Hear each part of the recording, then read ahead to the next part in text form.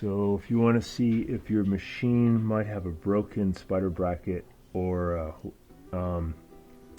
worn out rear bearing, you can grab the plastic part and then you can see if you can move this spin basket around like this. Should be no movement at all. So this one has a huge amount of deflection. Looks like about almost an inch. So I would say it's definitely a broken spider bracket. So when you try to spin it by hand, you'll hear it clunking around. And when you try to run it during agitation even, it'll have a clunking sound.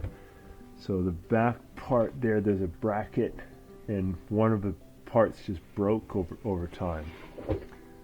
Yeah, so that one's really wobbly.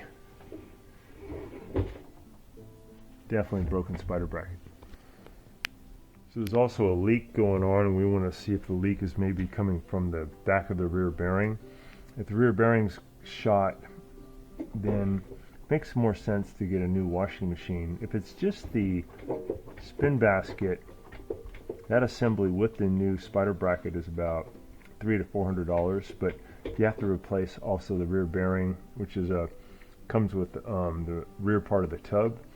That'd be another $300 to $400. So then it makes more sense to get a new machine. So we have to see if the leak that we're seeing is coming from the rear bearing. So we're going to get this out of here. We'll grab on the inside and pull it out.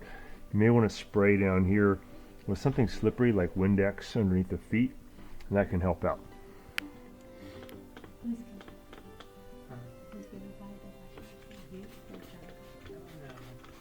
Make a deal. Wiggle, wiggle, wiggle. We just gotta get behind it for a second to take a look. Yeah. Rotate, wiggle.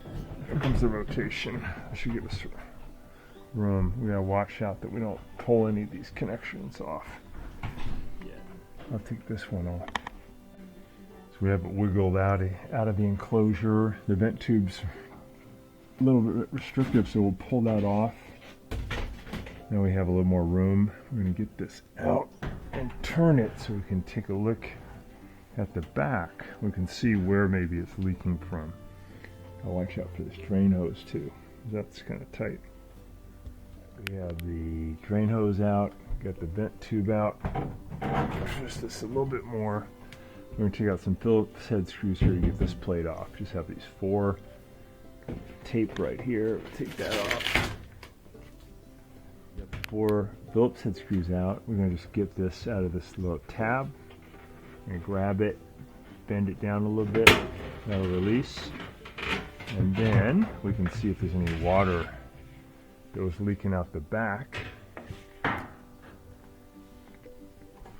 So we just want to get the rotor off, this part right here, so we can look behind it.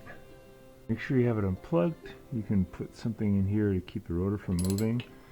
And we're going to loosen this bolt here, and we're using a 3/4 inch socket. Take that out. We should be able to get this rotor off and just see if there's any wetness that was coming out of the rear bearing. Because if there isn't, the rear bearing is probably intact, and then for about $350, it makes sense to, since we're going to do the labor ourselves, it makes sense to do the replacement. Got a little bit of magnetic pull. It's going to try to keep this from coming off. And here is where you would see wetness if the rear bearing was failing and leaking, and I don't see any wetness. So you would see like a little rust here, you would see rust here, you would see like probably a rust stain here, but this one looks fine. So I think the rear bearing is fully intact. So for about $350 in parts, and we're going to do the labor, it makes sense to go ahead and replace the spin basket, which is connected to the broken spider bracket. We'll have a new spider bracket. So that's good. Rear bearing looks good. Back on there. We're going to put this 3/4 inch bolt back in, tighten that up, and then we're actually going to run it a little bit and see if we can figure out where it is leaking. But as soon as we get the spin basket spider bracket in, we'll go ahead and do the repair. We'll post a video of that one too.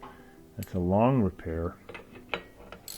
It's not hard to do. It just takes a lot of labor because it's a lot of disassembly.